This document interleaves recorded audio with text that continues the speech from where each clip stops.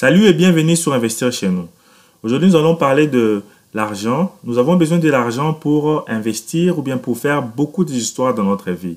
Alors, nous allons parler de quelques lois de l'argent. Enfin, si nous suivons ces lois-là, nous allons vraiment économiser et garder beaucoup d'argent ou bien investir ou bien épargner beaucoup d'argent. Alors, restez jusqu'à la fin de cette vidéo car notre dernière loi à propos de comment économiser beaucoup d'argent va vraiment vous aider dans ce sens-là.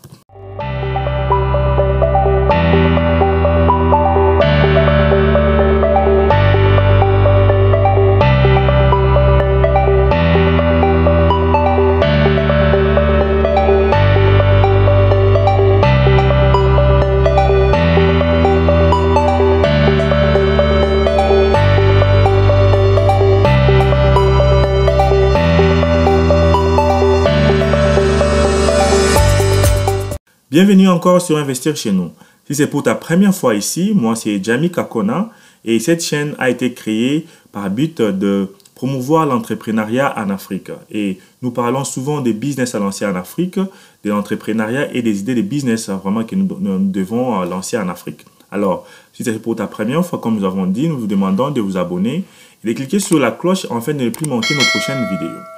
La vidéo d'aujourd'hui, nous allons parler de loi de l'argent. Comment nous devons concevoir ou bien beaucoup épargner de l'argent dans notre vie. Alors, si nous suivons quelques lois ici, ça va vraiment nous aider à vraiment épargner ou à bien investir notre argent. Première loi de l'argent ici, il faut d'abord se payer toi-même. Alors, quand je dis se payer toi-même, cela veut dire quoi? Quand on te paye, donc tu as un salaire et tu es payé par exemple, tu dois te payer toi-même dans le sens que tu dois par exemple investir cet argent sur la personne de toi. Donc, pas acheter les habits ou bien les vêtements, mais non, mais par exemple, tu peux aussi investir ça, par exemple, en te créant un cours ou bien aussi à t'éduquer encore. Par exemple, payer par exemple, un cours en ligne qui va t'éduquer, par exemple, à comment faire les vidéos sur YouTube, par exemple. Donc, ça, c'est un exemple que je donne seulement.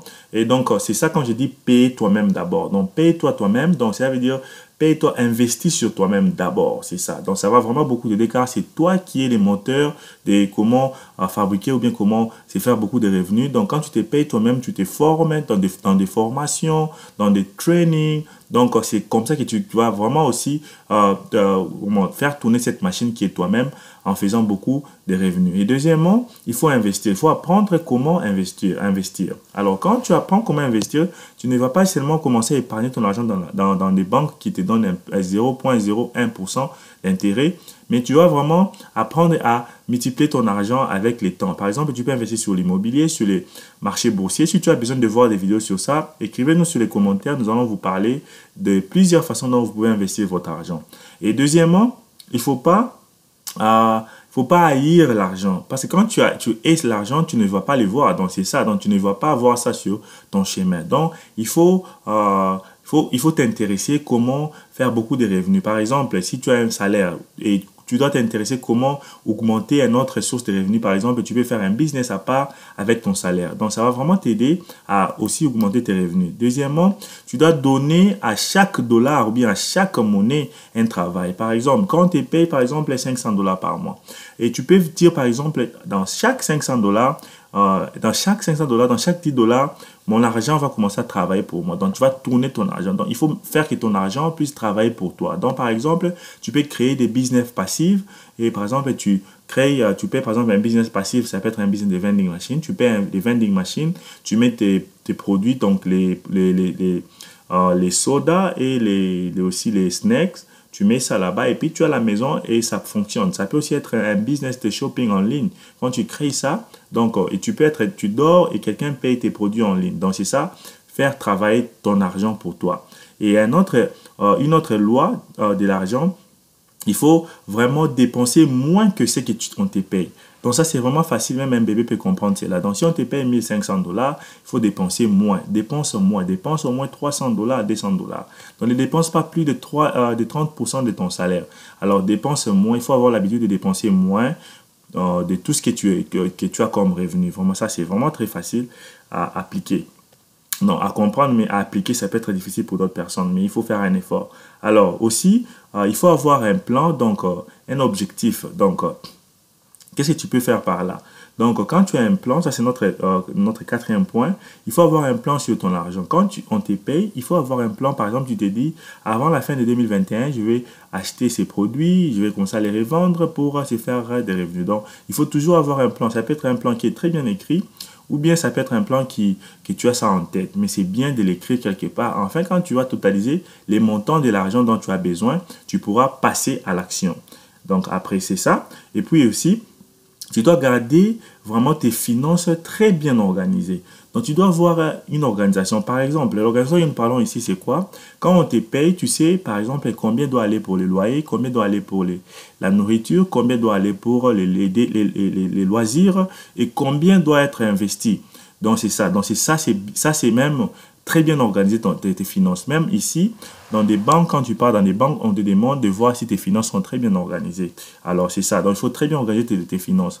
Et notre prochaine loi ici, c'est il faut toujours avoir un fonds qui va te permettre à répondre à tous les besoins qui sont urgents. Donc, un fonds d'urgence. Donc, par exemple, nous donnons dans cette chaîne, nous donnons beaucoup de conseils de garder au moins 6 à 1 année des fonds d'urgence. Mais si tu n'as pas trop, tu peux garder 3 mois d'urgence. Fonds d'urgence, c'est quoi? Tu fais les calculs de tout ce que tu dépenses par mois. Par exemple, si tes dépenses par mois incluent les loyers, la nourriture, les vêtements, les loisirs, c'est à 1000 $. Alors, tu dois avoir au moins 3000 à 6000 $ déjà réservés quelque part, qui est un fonds d'urgence. Par exemple, tu peux perdre un travail. Nous avons vu avec les périodes de confinement, de corona, de Covid, il y a beaucoup de gens qui ont perdu leur travail. Alors, si tu avais, par exemple, un 6 mois de fonds d'urgence que tu avais gardé quelque part, tu n'allais pas paniquer, tu n'allais pas avoir les AVC, tu pourrais payer très bien tes factures.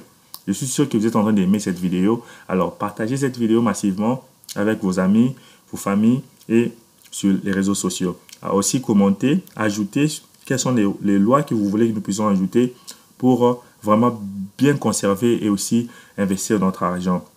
Alors, nous allons passer à notre prochain point, qui est notre dernière loi ici. Tu dois savoir comment prendre des risques calculés. Alors, quand tu investis, par exemple, tu dois savoir tes risques doivent être des risques calculés. Il n'y a pas de hasard. Donc, quand tu investis, par exemple, à un business ou bien à un projet, tu dois vraiment calculer tes risques, très bien calculer tes risques et voir combien tu peux échouer ou bien combien tu peux bénéficier dans ces risques-là. Donc, vraiment, c'est ça, c'est très, très important.